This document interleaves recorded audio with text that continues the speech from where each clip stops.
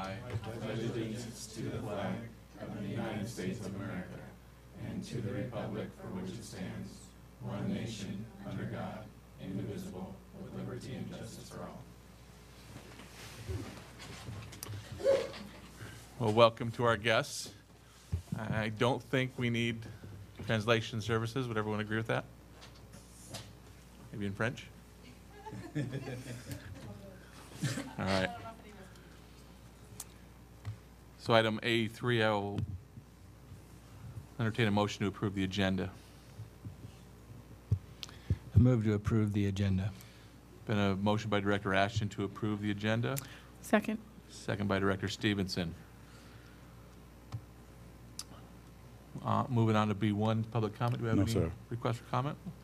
Okay, then we will move on to item C1, superintendent comments. And this is information for portable classroom options. So Dr. Hurst, I will hand it off to you. Yes, sir. We have Pete Perez has been doing a lot of work around the portables, and we're going to turn it over to him just to kind of go through all the slides that we have available for everyone. So if we could just bring that up for us, please, Talia.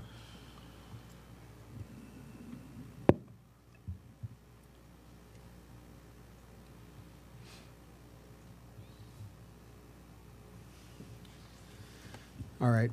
Certainly want to provide some background around the topic of portable acquisition. We were able to generate a series of quotes from KCDA-approved vendors, as well as an entity outside of the KCDA co-op, Design Spaces. Was able to work with Greg Foltz, and we made some calls in the last 10 days to surrounding districts. Just trying to dig a little bit deeper on some of the providers that they've used in the past related to portables. It's my understanding that the practice in our district had been to use Modern Building Systems as our provider, but we did find that there were other options available.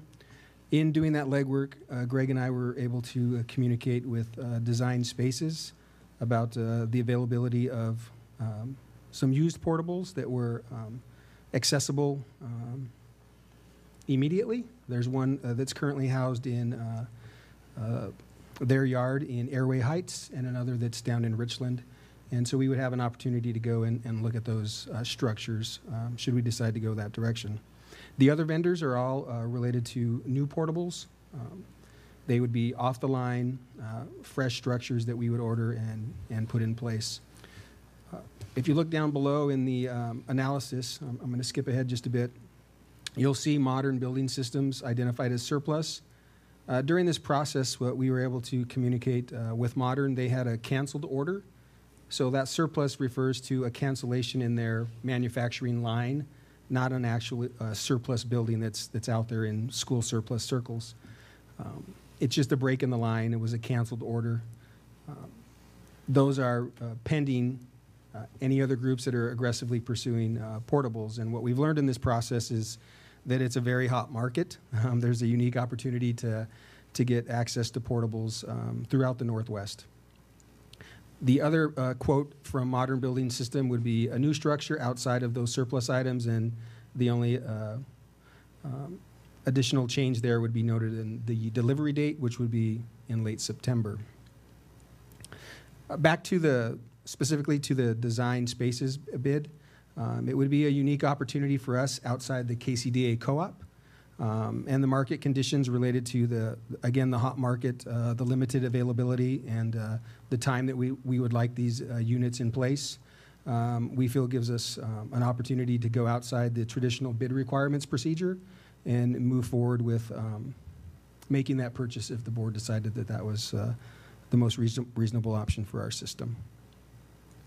The installation costs were pulled from the previously submitted analysis sheet related to portable purchases in our last board meeting, as well as the funding sources identified.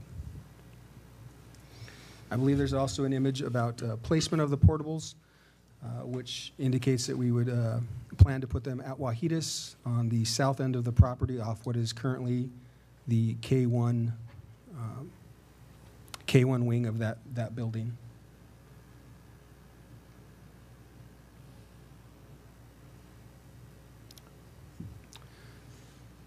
If there are questions about each of those vendors or the bids submitted or anything that Greg and I could help you with, we certainly would entertain those questions.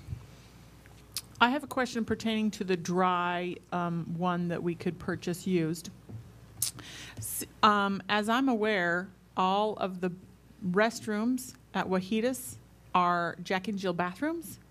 So where's the closest restroom without interrupting a classroom that the students that would be in these portables could go to?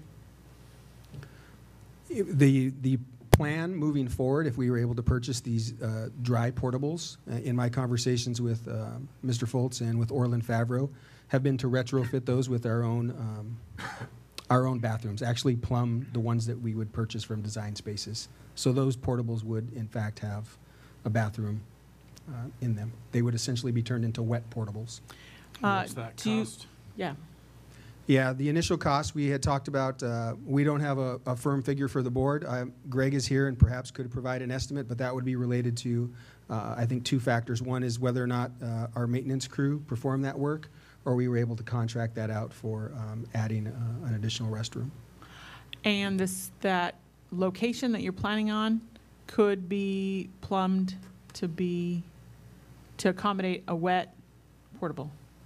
My understanding in a conversation with Mr. Foltz is that we would run a trench outside the end of the K1 wing to accommodate power, sewer, water, all those kinds of components, and they would be able to put in the infrastructure to allow for a wet portable.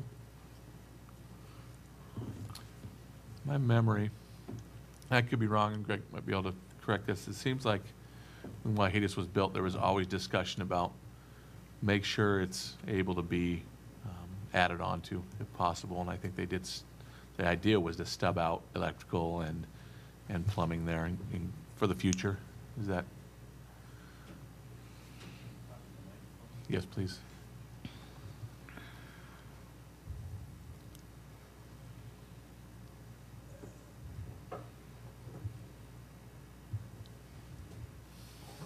Check. Okay, so yeah, the proposed location on the south end of Wahitas was where the design for expansion was for 4 classrooms. So there is a stub out for sewer already, but we would have to break up the concrete to get water, fire alarm technology out to it. The current building doesn't have the capacity for electrical though, for the portables, because the design of expansion didn't include the heating and air conditioning involved in portables. It included expanding the existing systems.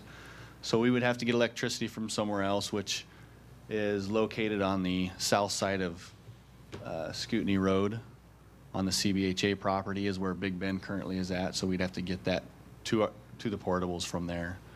But everything else would come off of the building. Is that building currently Big Bend?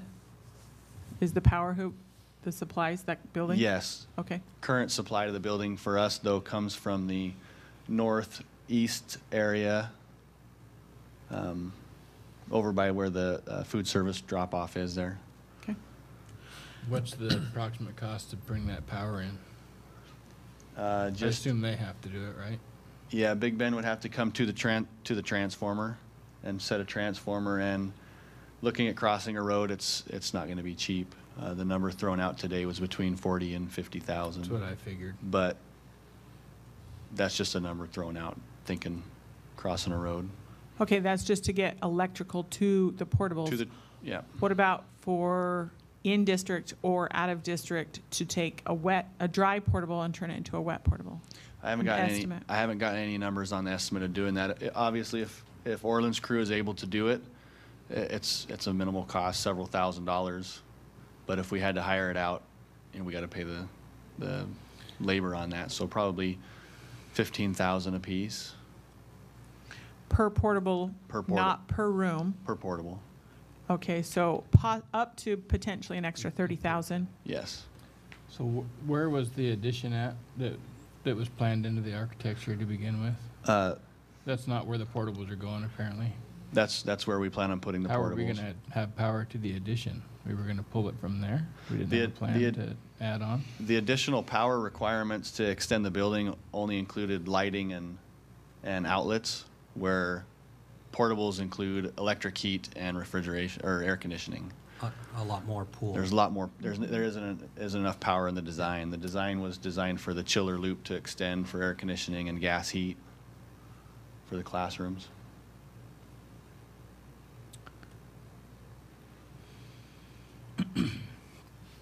Okay. I have some bigger picture questions. I don't know who to. I'm going to ask them to Chris, and you can Yeah. direct them. Yes, I'm sir. just interested in the long-term, short-term use of this portable. Do we have a 3-year plan for it, a 1-year plan, 5-year plan? And what kids are going to be there? Short-term, long-term? What other options are there? Is there other places we could put a portable where it wouldn't cost as much money to get electrical to it and move kids over there? It's a lot of questions. But Pete, can you answer any of those 1, 3 I year? think the initial one we would probably defer to Greg, which was about, are there other sites where we could potentially? well, my first question is, what's the short-term and long-term plan for kids and needs? Right. Wet or dry and all that stuff. No reason to. I just want to get a big picture Yep. view of what the plan is for the portables. Are we going to need them for 10 years or 5 years? Are we planning on replacing them if a bond ever passes? Yeah. I guess a couple of comments. One is in my conversations with Greg and Orland, based on their history and experience with maintenance, they have indicated when we purchase portables, we generally find a use for them. I think when we noted in sort of our audit through this project, we've seen some that are used as office spaces and some that are used as storage. So certainly a more efficient way to use them. One document that I have been working on related to student FTE, I would send around, and then I could share with Thalia as well when you talk about short-term solutions.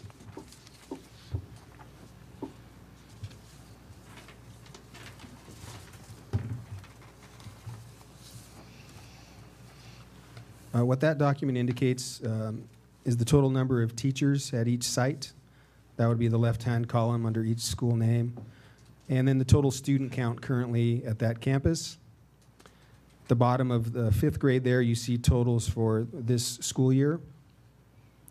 Down below that, you see what would the additional need be for next year when we transition the 6th grade students to that campus. Anything in yellow is something that we need to be aware of and have a conversation about, because it could be an addition or a takeaway. So if you're with me on the Hiawatha columns, you can see that we currently have 5 teachers and 107 students in 1st grade. If you imagine rolling that up next year, you would have, if nothing changed at that site, you would have 80 students and 5 teachers in 1st grade, which tells us down below in the cells below Hiawatha that are merged, that perhaps we are 1 FTE over in our current 1st grade staffing. Also in those cells below the Hiawatha rows, you can see our current class size average. That's across the site, 21.66. And the 29 plus the lab indicates how many classroom spaces are available on that campus currently. Are you with me there? Yep. Okay. The next one is the same for Luticaga. Tells you about how many spaces we're going to need and how many are available. And then it follows across. At Wahitas, in the short term, what it would look like next year is we would be 4 classrooms short. If we expanded the kinder FTEs over there to reduce stress across the system for kinder. We currently have approximately 330 kinder students registered. We expect that number would go up, but we certainly expect that our 1st grade count across the district would go down as well. And we also are aware of some internal movement in the kinder and 1st grade FTEs that would just create a natural opportunity to reduce those FTEs. So Rolling that forward. Pete, real quick, you're on this. Are these FTEs assuming 1 teacher per classroom? Yes. So the totals are the total number of teachers And then the only thing that refers to available classrooms is down below. So for Hiawatha, for example, we're indicating that they would need 30 teachers based on the current thinking. That's what it's going to roll out. But we know that if we decrease that by 1 in 18-19, they would be at 29, which is the total available classrooms. So they would be maxed out. When you move over to Luticaga, they need 29, and it looks like they would have 30, which is why we could consider high cap as a possible placeholder there, and also an interest from the Luticaga staff in exploring a 5th kinder teacher. They have been hesitant based on their dual model, but have expressed some interest in adjusting that model. We would have the capacity at Luticaga, but we would be full. At Scootney, based on the history of portable additions there, you can see that we would need 30, but we currently have 32 spaces. So they would have some capacity. And Wahidas is going to be short based on the addition of the 6th grade classrooms. If we add a portable, we can accommodate the 6th grade and consider a reduction across the system through an additional FTE at Wahidas.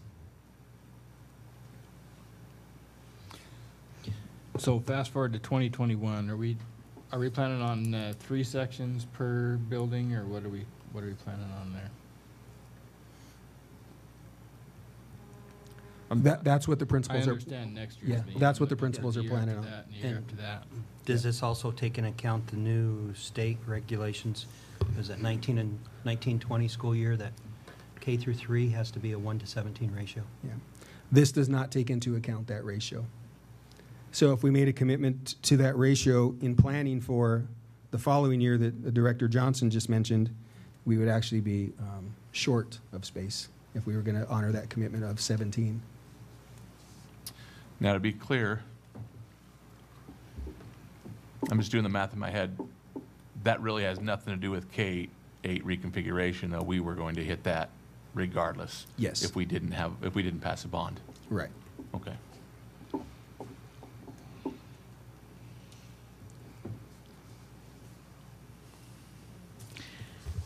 Can you explain the +1 and the -1 again? The Luticaga and the Hiawatha on the bottom? Yep. I hope I can make it clear. Let's take the Luticaga column. Okay. They have currently have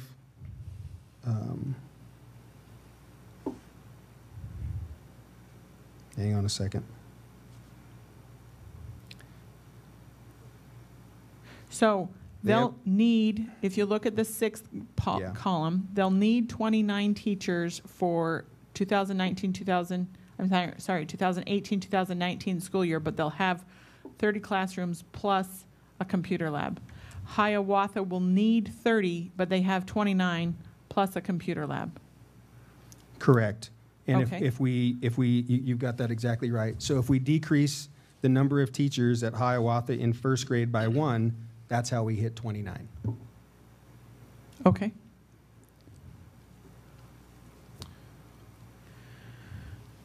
So, Pete, I have a question. Before the 6th grade column, we've got totals for teachers for K through 5. And I'll just start with Hiawatha of 26. So 26 classrooms needed, 573 students. 6th grade looks like it would be 77 students, additional students then? Yes, we were for ease of math and conversation in the 6th, we were using those simple The 6th is roll-ups. about 325, it sounds like, in that class, give or take. The current You 5th mean grade? across the district? District-wide, Current 5th grade is or 371. current 5th, sorry. 370, 371. okay, so I don't know if the math's coming out right, but just regardless of that, looking at 77 students, but adding 4 classrooms, can you explain that to me? Or 4 teachers that would be needed at Hiawatha. I see the same at Scootney, but then why Yeah, is that adding just- 4 with 100 students? Yeah, that may be a math error. So what you should actually see in the FTE column for 6th grade Hiawatha that should actually be $675. Okay. And then I'm assuming same at Scootney, because Scootney's got an increase of 78, but 4 classrooms. Yep, same model there. So basically adding about 100 students Yep. for the incoming kindergarten Yeah. You is would- what you're saying. 90 at 3 and 100 at Luticaga, because Luticaga is always 100 per class. Right, right. So 90 at 3 of them. So So there'll be less than 25 per class in those 6th grade classrooms, though, of the other 3. So they won't be huge classes, it sounds like. No, it looks like, well, Hiawatha would have more than 25, because if you look at their, Let me ask, maybe I'm I'm sorry. asking this question wrong. This is showing the current 5th grade. yes, Okay. I can carry down the numbers then. It's just that final number at the bottom might have been assuming, yeah. So the Something new different number kindergarten. at Hiawatha for 18-19 for average FTE would be 22.5, based on the adjustment to 675. okay, So I'll reflect that change in the document. And the new number at Scootney would be 21.66 if we went up to 650.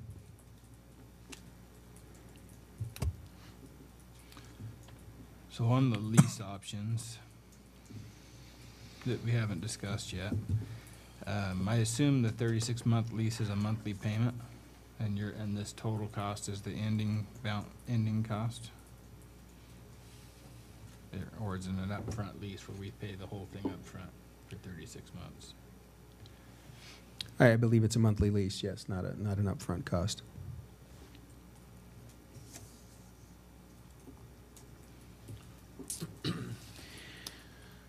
Pete, I don't know if you know the answer to this, but just curiosity, and I know that when we get portables, they tend to stay.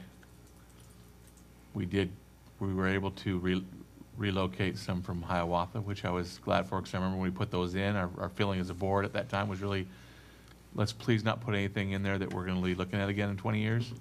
We were able to repurpose those at McFarland, which was good, but were those dry at Hiawatha, or were they wet? Okay. And what was left there after we pulled it out, very functional space now, where those were sitting, or are we still sitting there with a slab that? No, we I don't think your mic's on anymore.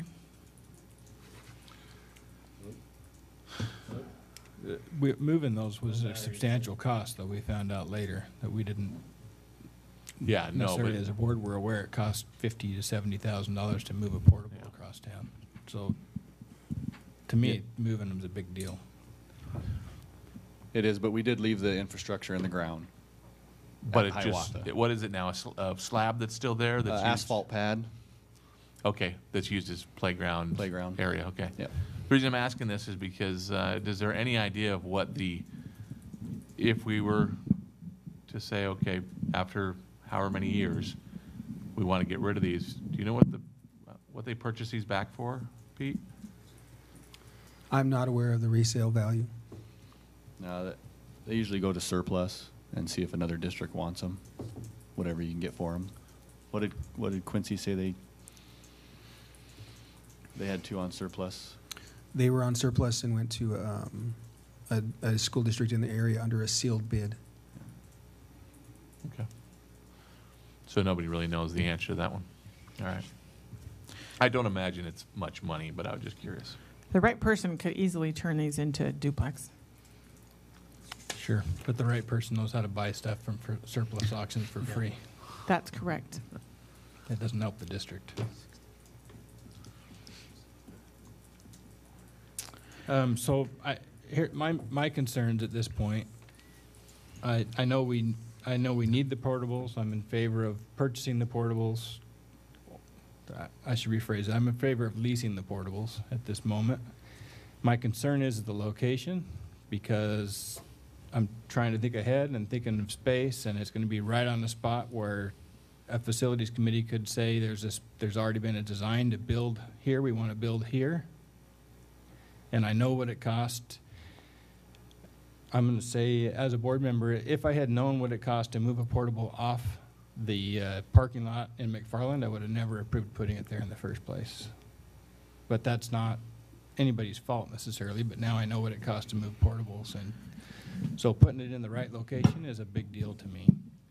And for me, philosophically, I don't want to see portables in our district for any use long term, and so I don't like the idea of buying a portable because they are never going to go away. Somebody's going to find a use for them somewhere for something, and I don't like that. The only other question I had beside that statement is have we got approval from the city for these things, to put these in? Currently, no. The application's in, but we have not received approval. Okay. So any approval tonight would be pending the city giving us permission, correct? Yes. We're not going to purchase these and then not have a place to put them if the city says no?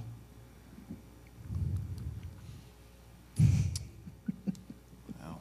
Because from what I understand, we're being asked to make a decision on this immediately so we can grab these. What happens when if the city says, not when, if the city says no, and then we're stuck with these portables? Two with nowhere to portables put that we them? have to find another location for. We'd have to find somewhere to put them, yeah. My memory is that at some point the city told us no more portables, but especially long-term. And that was, my memory is one of the reasons why we did the parking lot in McFarland was to say it's a short-term spot, and that's why they let us do it. But Rob, you may remember better than me. That's just my memory of how that all happened.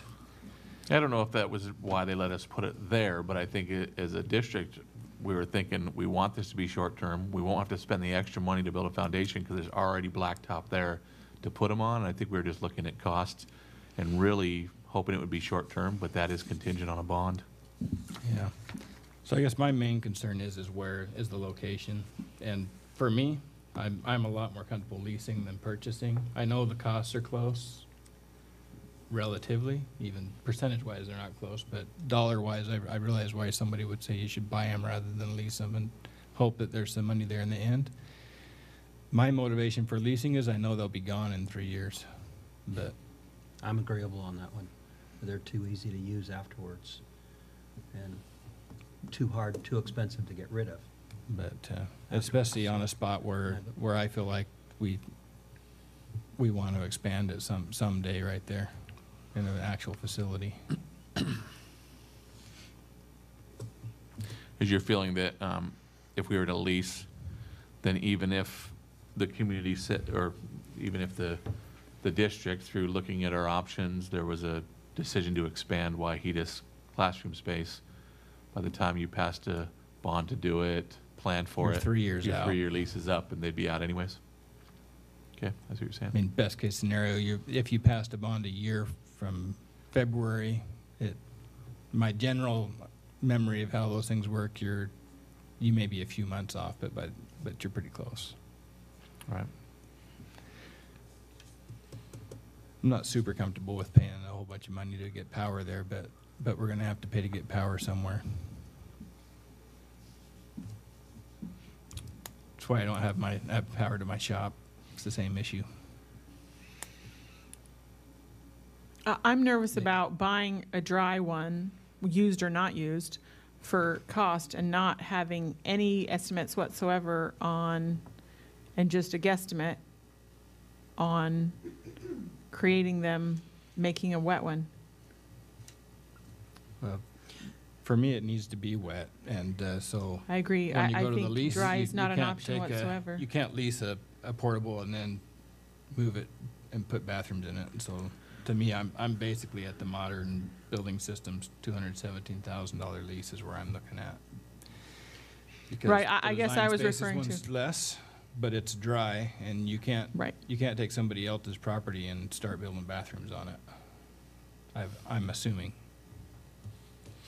You're correct.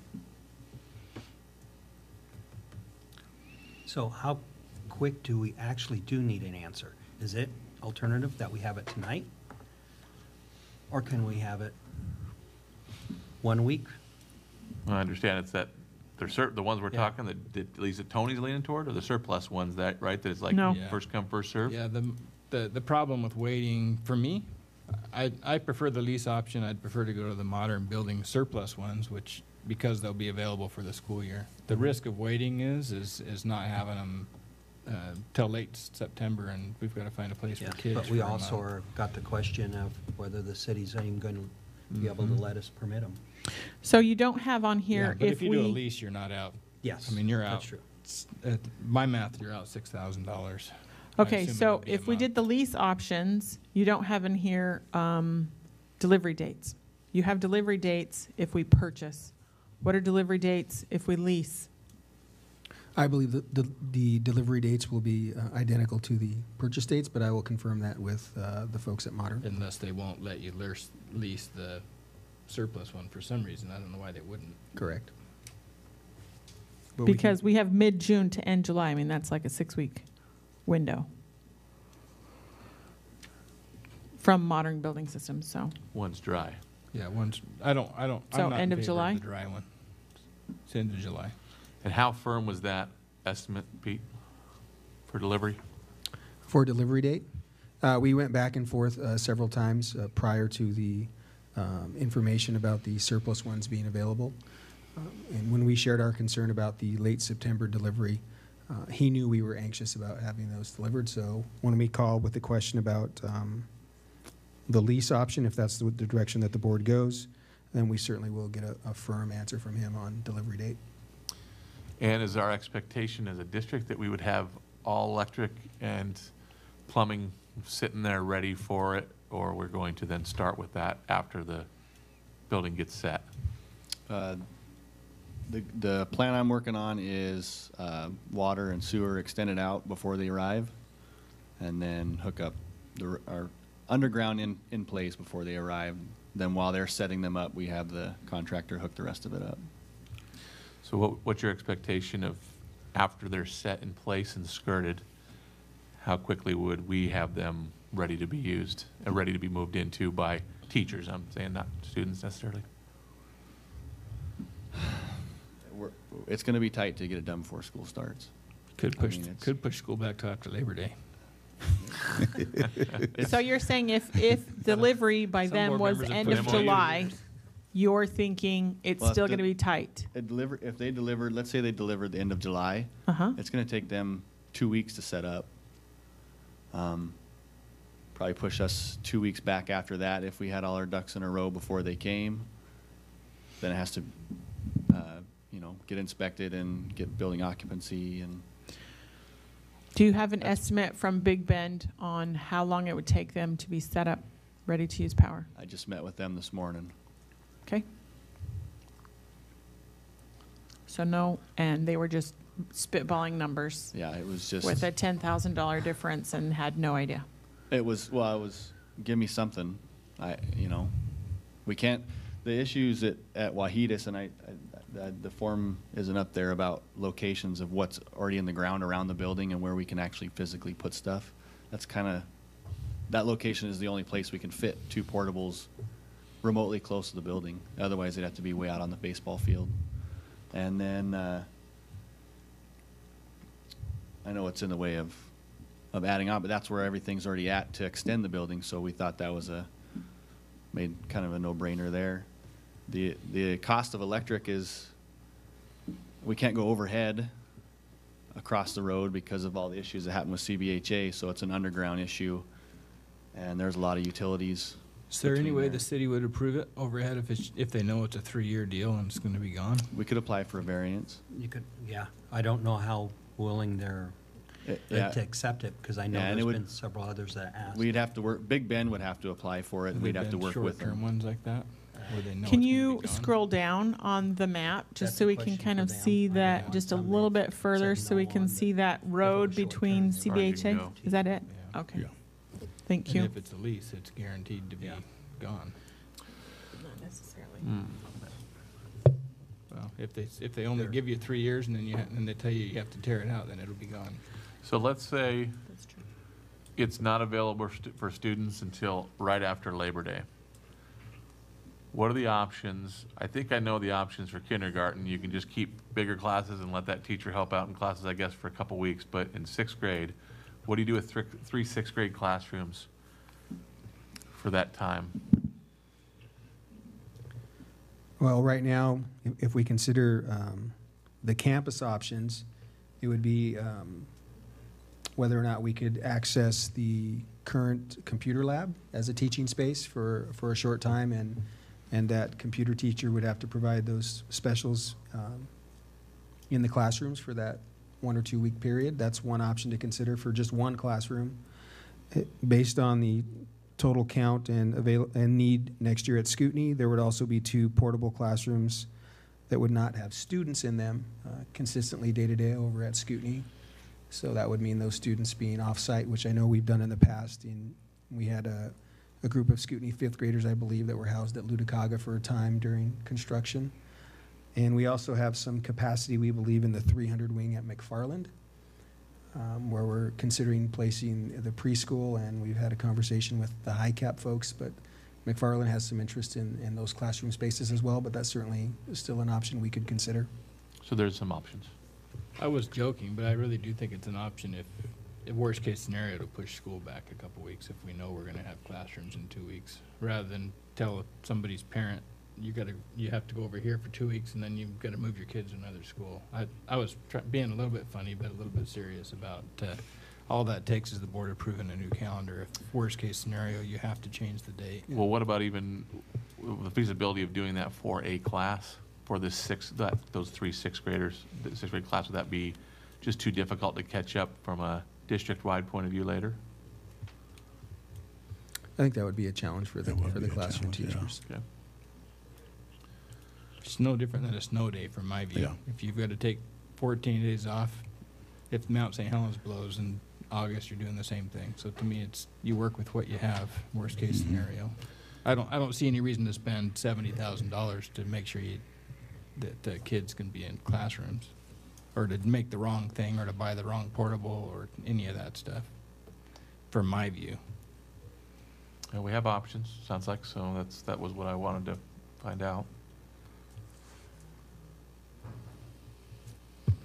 Okay, so we're being asked as a board for direction on this, and for a lease, do we need to approve?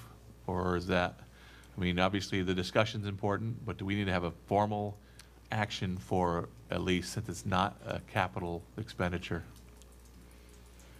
So I guess Rocky, I'm asking, yeah, Rocky thought that we should bring it before the board, even if it was a lease. What have we done in the past, would be but my how about to question. approve that?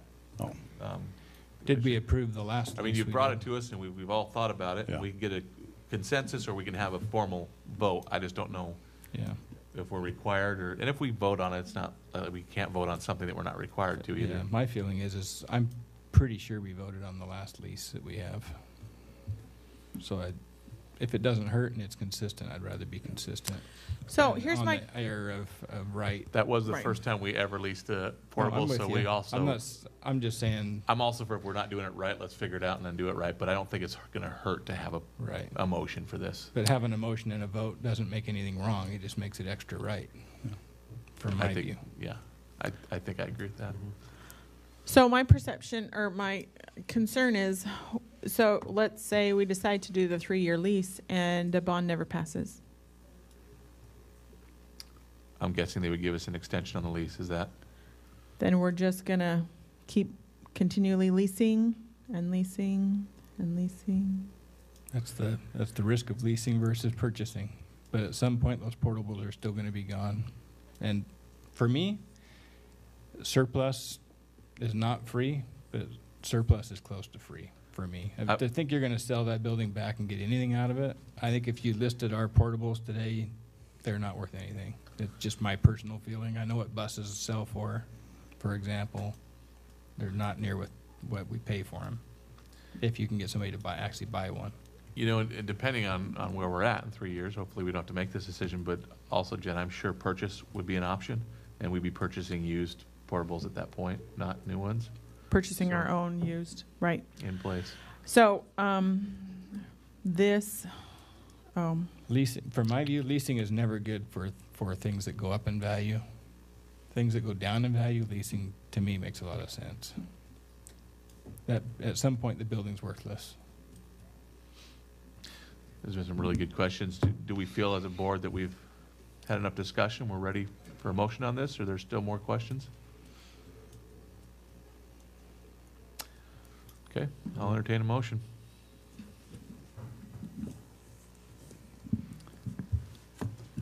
I move to approve the 36-month lease of a wet portable from Modern Building Systems. Been a motion by Director Ashen to approve the lease option from Modern Building Systems on their 36-month lease of two double classroom wet portables for a total of $217,000 plus tax and site preparation costs. I will second that motion. Been a second by Director Johnson. Any further discussion? All in favor? Aye. Aye. Opposed? Motion carries 4-0. There are no other items on our agenda, and since we have concluded our business, this meeting is adjourned.